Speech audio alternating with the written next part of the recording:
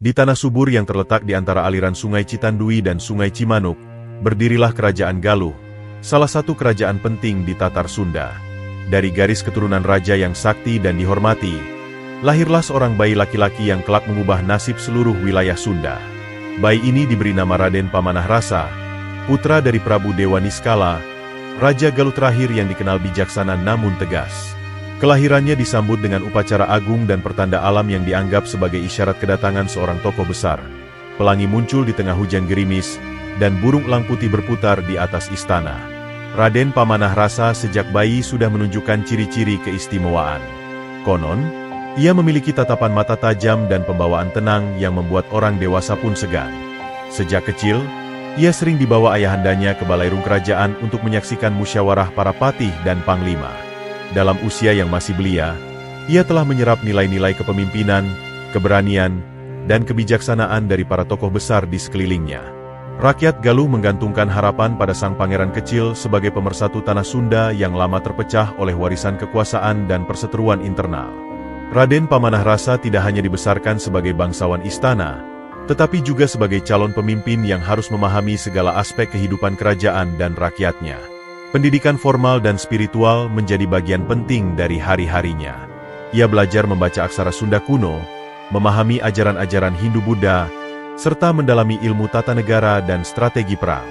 Para resi terkemuka dari gunung-gunung keramat seperti Gunung Galunggung dan Gunung Padang dipanggil khusus untuk mendidiknya.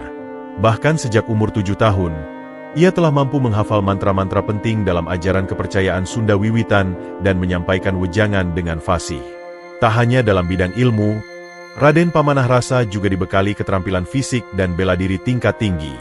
Ia dilatih langsung oleh Panglima Perang kepercayaan istana dalam olah kanuragan, penggunaan senjata, hingga strategi bertempur ala pasukan elit.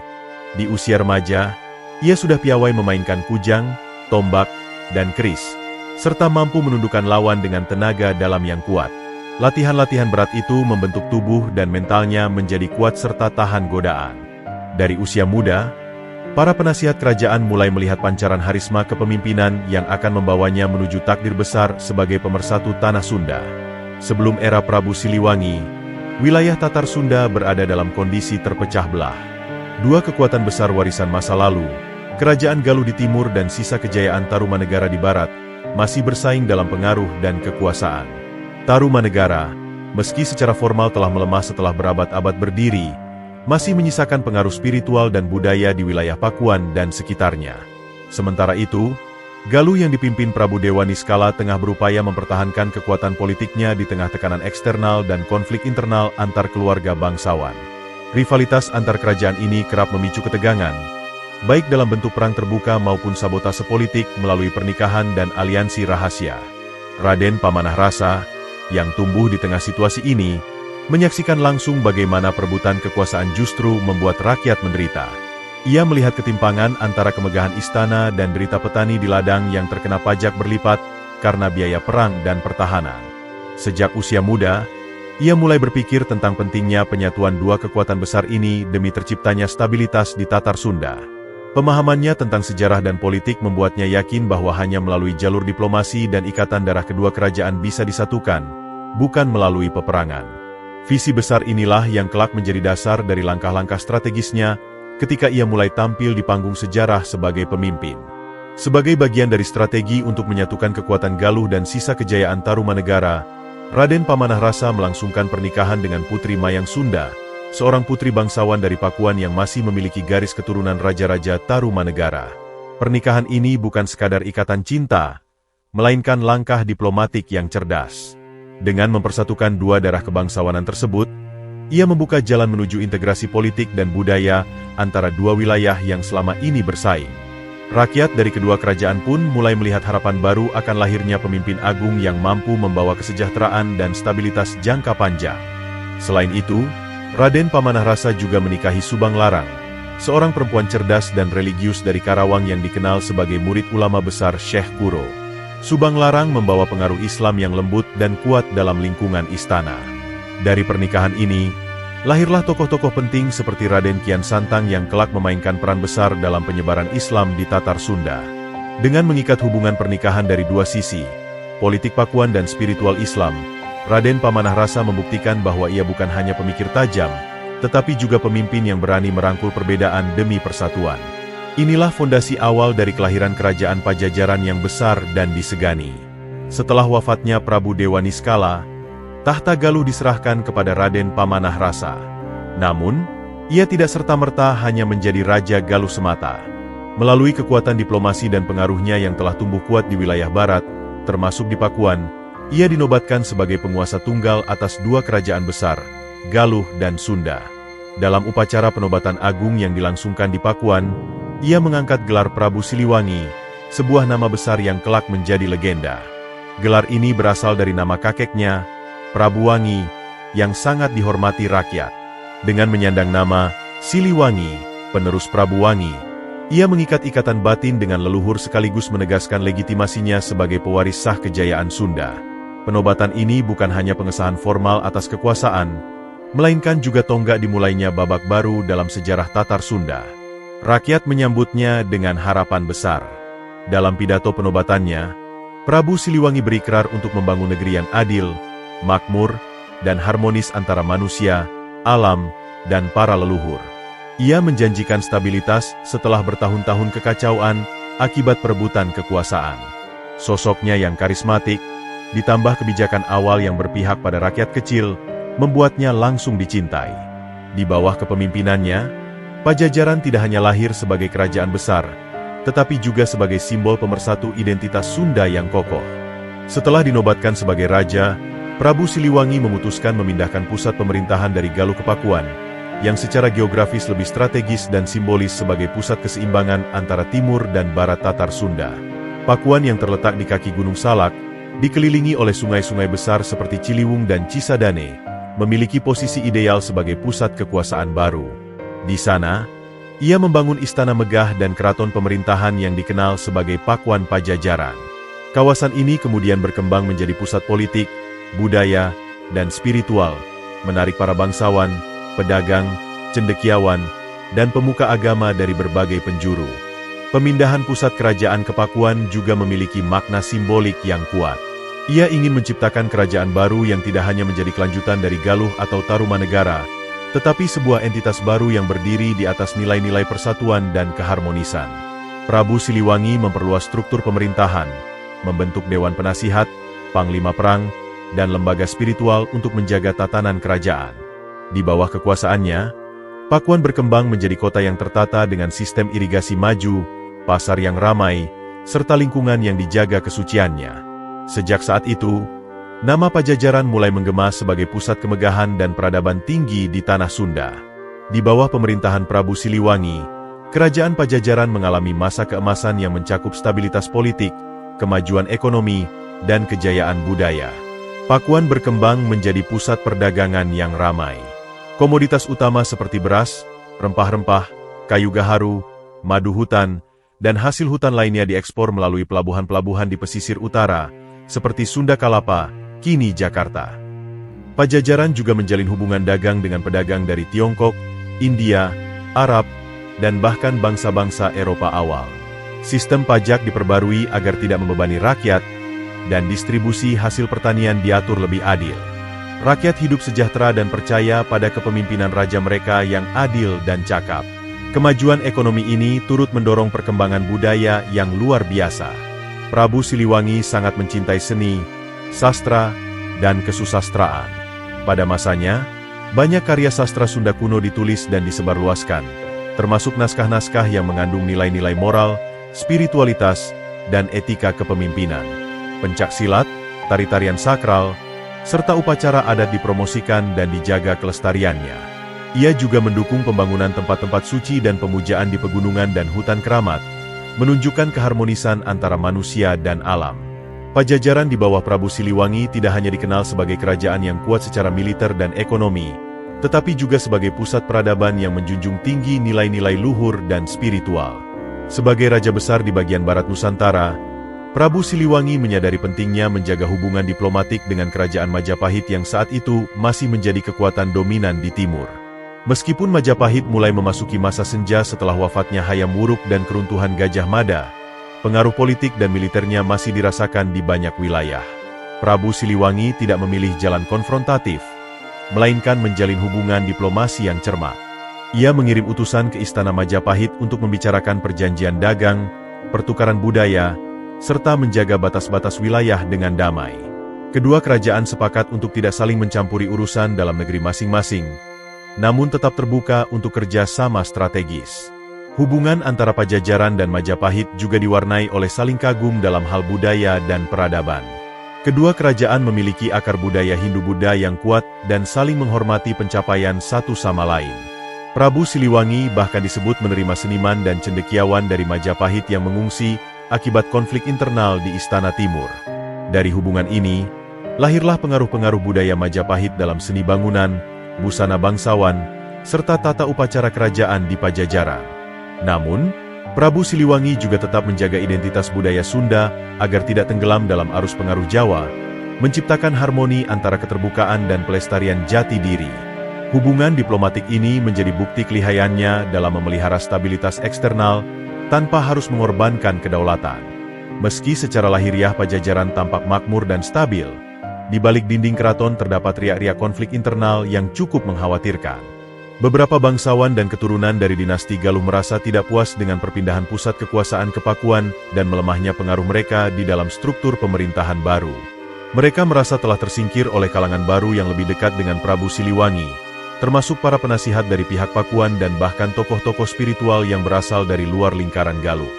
Hal ini memunculkan sejumlah konspirasi istana dan bisikan pengkhianatan yang jika tidak ditangani, dapat mengancam integritas kerajaan. Prabu Siliwangi, dengan kecerdasan politiknya, memilih tidak memberantas para penentang itu dengan kekerasan. Ia lebih memilih jalur diplomasi, menyatukan kembali para bangsawan lama melalui pemberian posisi strategis, pengakuan simbolik, dan ritual-ritual yang mengakomodasi warisan Galuh. Ia pun membentuk Dewan Penasehat Agung yang terdiri dari perwakilan Galuh dan Pakuan untuk meredam ketegangan dan memberi rasa keadilan bagi seluruh pihak.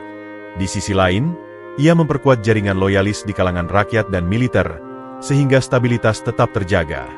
Dengan strategi yang elegan ini, Prabu Siliwangi berhasil mengubah potensi perang saudara menjadi titik balik konsolidasi kekuasaan, menjadikannya sosok pemimpin yang tidak hanya kuat, tetapi juga bijak dalam membaca dinamika politik kerajaan. Pada masa pemerintahan Prabu Siliwangi, gelombang baru mulai mengalir ke wilayah-wilayah pesisir utara Tatar Sunda, agama Islam. Penyebaran agama ini dibawa oleh para saudagar dan ulama dari Gujarat, Arab, dan Pasai yang singgah di pelabuhan-pelabuhan penting seperti Banten, Cirebon, dan Sunda Kalapa. Islam yang datang tidak dengan pedang, tetapi melalui perdagangan dan pergaulan sosial, dengan cepat menarik simpati rakyat jelata, terutama di kalangan pedagang dan masyarakat pesisir. Ajarannya yang menekankan kesetaraan, keadilan, dan tauhid terasa lebih merakyat dibanding struktur feodalistik Hindu-Buddha yang saat itu dominan di istana. Fenomena ini menjadi perhatian khusus bagi Prabu Siliwangi, yang menyadari perubahan besar tengah mengancam tatanan lama. Namun, perubahan itu tak hanya datang dari luar istana. Di dalam lingkaran kerajaan sendiri, benih-benih Islam mulai tumbuh. Subang Larang, istri Prabu Siliwangi yang berasal dari Karawang, merupakan murid langsung Syekh Kuro, salah satu ulama penyebar Islam awal di Jawa Barat. Ia secara diam-diam menanamkan ajaran Islam kepada anak-anaknya, seperti Raden Kian Santang dan Dewi Rara Santang. Prabu Siliwangi sendiri masih menganut ajaran Sunda Wiwitan yang berpadu dengan Hindu-Buddha dan menjalankan ritual spiritual lokal. Meskipun belum menentang secara langsung, ia mulai menyadari bahwa pengaruh Islam di keluarganya perlahan merubah dinamika kepercayaan, loyalitas, dan bahkan arah masa depan kerajaannya. Persimpangan antara tradisi leluhur dan ajaran baru ini menjadi titik kritis dalam sejarah Pajajaran yang kelak menuntut keputusan besar dari sang raja. Seiring waktu, penyebaran Islam di wilayah Pajajaran semakin masif dan mulai merambah ke wilayah pedalaman yang selama ini menjadi basis kekuatan budaya Hindu-Buddha dan kepercayaan Sunda Wiwitan. Banyak rakyat, terutama kalangan pedagang, seniman, dan beberapa bangsawan muda, mulai memeluk Islam karena tertarik pada nilai-nilai egaliter dan kesederhanaan ajarannya. Hal ini menimbulkan ketegangan dalam tubuh masyarakat Pajajaran, di mana sebagian besar elit kerajaan masih teguh pada ajaran lama. Ketegangan pun tak terhindarkan, terutama karena Islam membawa paradigma baru yang menggeser struktur keagamaan dan kekuasaan yang telah mapan selama berabad-abad. Prabu Siliwangi mulai merasakan tekanan dari dua arah, dari luar, Kekuatan Islam semakin kuat di pesisir dan menjalin aliansi dengan kerajaan Islam lain seperti Cirebon dan Demak. Dari dalam, sebagian keturunannya sendiri mulai condong pada Islam, membuatnya dilema antara mempertahankan tradisi atau mengikuti arus zaman. Meskipun ia tidak serta-merta menindas umat Islam, ia juga tidak serta-merta mendukung penyebarannya secara terbuka. Ia berusaha menjaga keseimbangan antara mempertahankan budaya leluhur dan mengakomodasi perubahan sosial yang tak bisa dibendung. Ketegangan ini bukan sekadar konflik agama, melainkan pertarungan identitas, arah politik, dan eksistensi sebuah peradaban Sunda yang sedang di ujung perubahan besar. Perubahan besar yang dibawa Islam tidak hanya mengguncang struktur sosial dan politik Pajajaran, tetapi juga meletakkan fondasi dalam keluarga Prabu Siliwangi sendiri. Raden Kian Santang, putra dari Subang Larang, tumbuh sebagai pemuda cerdas dan saleh yang memeluk Islam secara penuh. Ia belajar langsung dari para ulama besar, termasuk Syekh Datuk Kahfi dan para pendakwah dari Cirebon dan Banten. Semangat dakwahnya semakin menguat, dan ia mulai aktif menyebarkan ajaran Islam di berbagai penjuru Tatar Sunda, termasuk di wilayah kekuasaan ayahnya sendiri.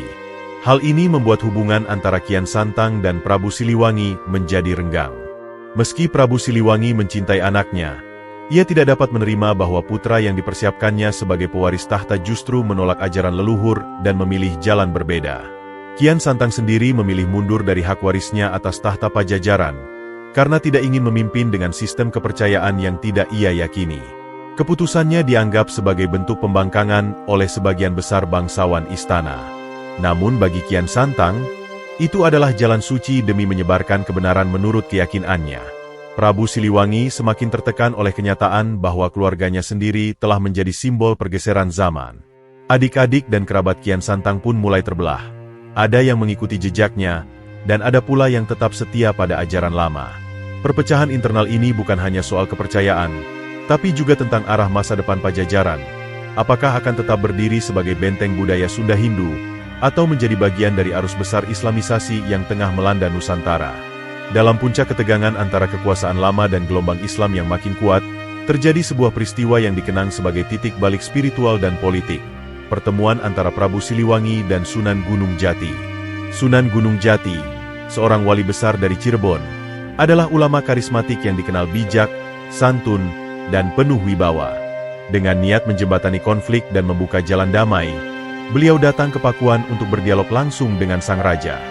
Pertemuan ini tidak terjadi dalam suasana permusuhan, melainkan dalam atmosfer spiritual yang tinggi, penuh hormat dan kebijaksanaan. Keduanya saling menyampaikan pandangan mengenai keyakinan, takdir, dan masa depan rakyat Sunda. Prabu Siliwangi, meski menolak untuk memeluk Islam, mendengarkan dengan penuh perhatian argumen-argumen Sunan Gunung Jati.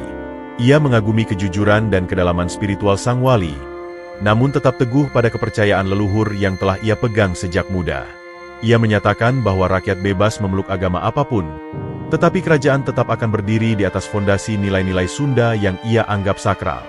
Sunan Gunung Jati pun tidak memaksakan kehendaknya, dan justru memuji kebesaran hati sang raja. Meski tidak ada kesepakatan final, pertemuan ini menciptakan suasana damai dan menurunkan ketegangan politik di Tatar Sunda. Namun bagi Prabu Siliwangi, pertemuan itu menyadarkannya bahwa gelombang perubahan tak bisa dihentikan hanya dengan kekuasaan. Ia mulai mempertimbangkan jalan hidup yang lebih sunyi dan spiritual untuk dirinya sendiri. Setelah pertemuannya dengan Sunan Gunung Jati dan menyaksikan bagaimana Islam semakin diterima oleh rakyatnya, Prabu Siliwangi mulai merasakan perubahan batin yang mendalam. Ia menyadari bahwa mempertahankan kekuasaan secara fisik tidak lagi relevan ketika arus zaman mengalir begitu deras ke arah yang berbeda. Ia merasa dunia telah berubah, dan Pajajaran, meskipun masih berdiri megah, mulai kehilangan kekuatan spiritual dan simboliknya sebagai pusat peradaban Sunda lama. Dalam perenungannya yang panjang, Prabu Siliwangi memutuskan untuk melakukan langkah besar dan tak terduga, meninggalkan tahta, meninggalkan istana, dan mengasingkan diri dari keramaian dunia. Keputusan ini mengguncang para bangsawan dan rakyat. Bagi sebagian, ia dianggap menyerah. Namun bagi banyak lainnya, ia justru menunjukkan kebesaran sejati seorang raja yang memilih melepaskan dunia demi pencarian spiritual yang lebih tinggi. Ia menyerahkan kekuasaan kepada penerus yang lebih muda, yang lebih terbuka terhadap perubahan, termasuk terhadap masuknya Islam ke dalam tatanan pemerintahan.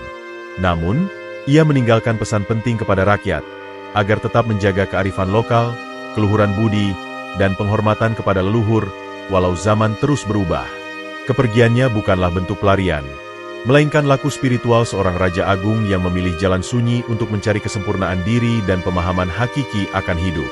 Setelah turun tahta, Prabu Siliwangi memulai perjalanan panjang yang disebut sebagai Laku Tapa, sebuah ritual pengasingan diri untuk mencari kesempurnaan spiritual dan pencerahan batin.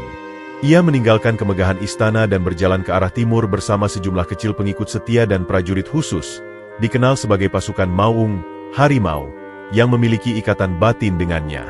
Perjalanan ini tidak hanya melintasi hutan dan gunung, tetapi juga melintasi batas dunia fisik dan dunia spiritual. Setiap tempat yang ia singgahi dipenuhi makna. Ia berhenti di gua-gua sunyi, hutan keramat, dan mata air suci untuk bertapa dan bersemedi, menyatu dengan alam dan memohon petunjuk dari Sang Hyang. Dalam perjalanannya, Prabu Siliwangi juga kerap berinteraksi dengan masyarakat kecil yang hidup jauh dari pusat kekuasaan. Ia dikenal bukan sebagai raja, tetapi sebagai seorang pertapa bijak yang membawa aura kebajikan. Banyak kisah rakyat yang berkembang tentang bagaimana ia membantu petani dari kelaparan, menasihati anak muda yang tersesat, atau menyingkirkan roh jahat dari hutan-hutan angker. Namun, ia selalu menolak disembah atau dikenali sebagai raja. Tujuannya bukan lagi pengaruh duniawi, melainkan pencapaian kesempurnaan spiritual sejati. Laku tapanya ini menjadi legenda yang diwariskan turun-temurun dan menegaskan bahwa kekuasaan terbesar bukanlah yang memerintah kerajaan, tetapi yang mampu menaklukkan diri sendiri. Dalam perjalanannya ke arah timur, Prabu Siliwangi sempat singgah di wilayah Cirebon, sebuah kota pesisir yang saat itu sudah menjadi pusat dakwah Islam di Tatar Sunda. Di sana, ia kembali bertemu jejak-jejak perubahan besar yang terjadi di masyarakat. Cirebon telah berkembang pesat di bawah kepemimpinan para wali, termasuk Sunan Gunung Jati dan keturunannya. Prabu Siliwangi mengamati dengan tenang bagaimana masyarakat di sana hidup dalam keteraturan, mengikuti ajaran Islam namun tetap menjaga tradisi lokal. Meski berbeda keyakinan, ia tidak menunjukkan permusuhan, justru meninggalkan kesan sebagai seorang guru spiritual yang dihormati. Banyak masyarakat yang mempercayai bahwa Prabu Siliwangi melakukan ritual semedi di beberapa tempat keramat sekitar Cirebon, meninggalkan jejak spiritual yang hingga kini masih diziarahi. Setelah dari Cirebon, ia melanjutkan perjalanan menuju Gunung Gede, sebuah tempat yang disakralkan sejak masa nenek moyangnya. Di lereng gunung yang sejuk dan berkabut itu, ia bermeditasi dalam keheningan, jauh dari hiruk-pikuk kekuasaan dunia. Gunung Gede menjadi tempat bagi Prabu Siliwangi untuk melakukan kontemplasi terdalam atas hidup, sejarah, dan takdir rakyat Sunda.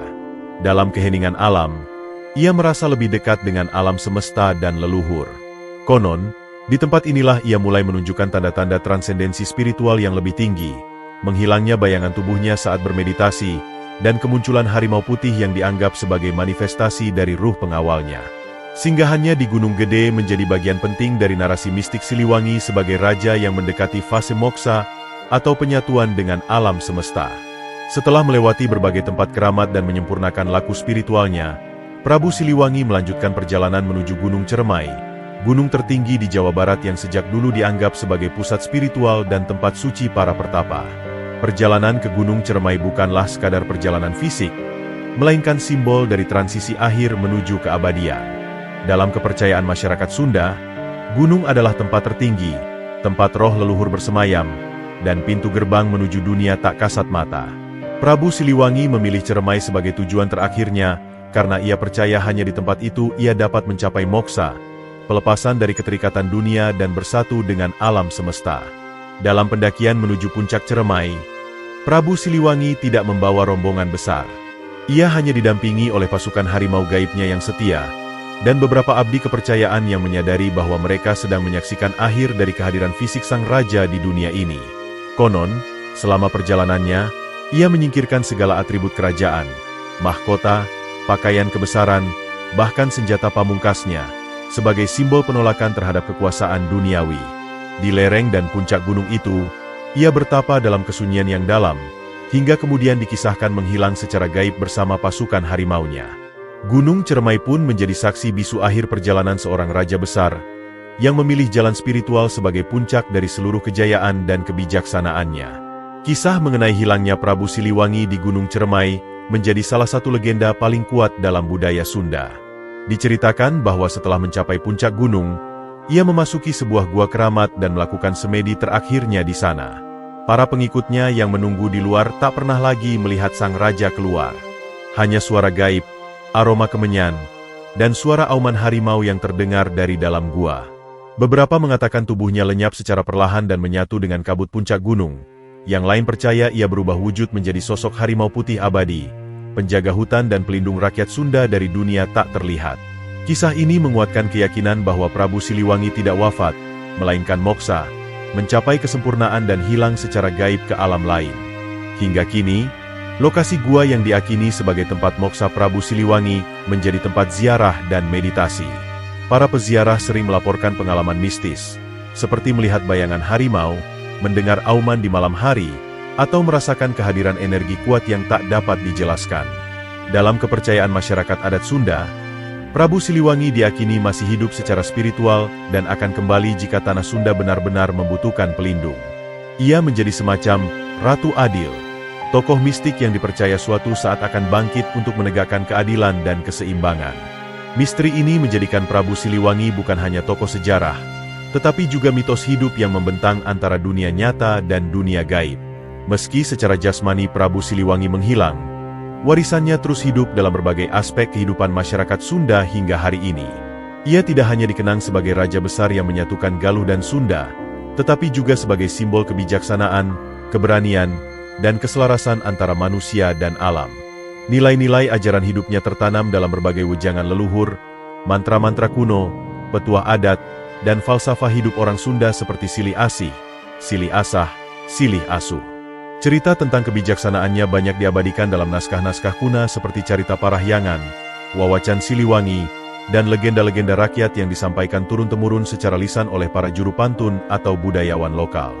Selain dalam teks dan cerita, sosok Prabu Siliwangi juga hidup dalam seni bela diri pencaksilat Sunda, terutama dalam aliran-aliran yang menggunakan nama dan filosofi Mawung Siliwangi. Para pendekar sering menyebutnya sebagai guru spiritual tertinggi dan panutan moral.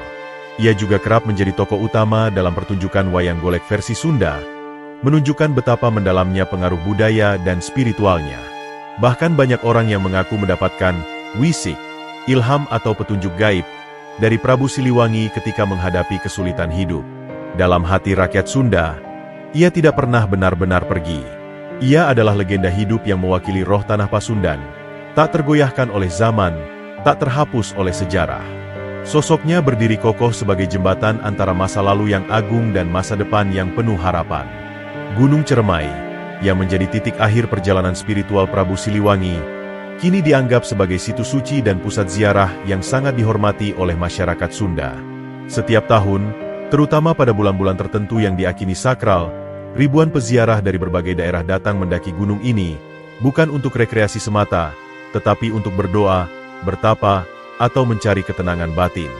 Mereka percaya bahwa energi spiritual Prabu Siliwangi masih menyelimuti kawasan tersebut, terutama di lokasi-lokasi tertentu seperti Gua Walet, Batu Lingga, dan sumber mata air suci yang konon merupakan tempat ia bermeditasi terakhir. Ziarah ini bukan hanya ritual keagamaan, tetapi juga bentuk penghormatan dan pelestarian terhadap nilai-nilai leluhur Sunda yang diwariskan sang raja.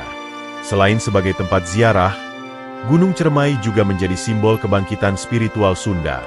Banyak guru spiritual, tokoh adat, hingga pegiat budaya menjadikan gunung ini sebagai tempat mencari ilmu batin, melakukan tirakat, atau bahkan pengambilan sumpah pewaris kepercayaan lokal. Masyarakat sekitar menjaga gunung dengan penuh takzim, melarang pengrusakan, serta melestarikan hutan-hutan yang diakini sebagai bagian dari wilayah gaib para leluhur. Dalam narasi mistik, Gunung Ceremai bukan hanya tempat Prabu Siliwangi moksa, tetapi juga singgasana gaib, tempat beliau mengawasi dunia.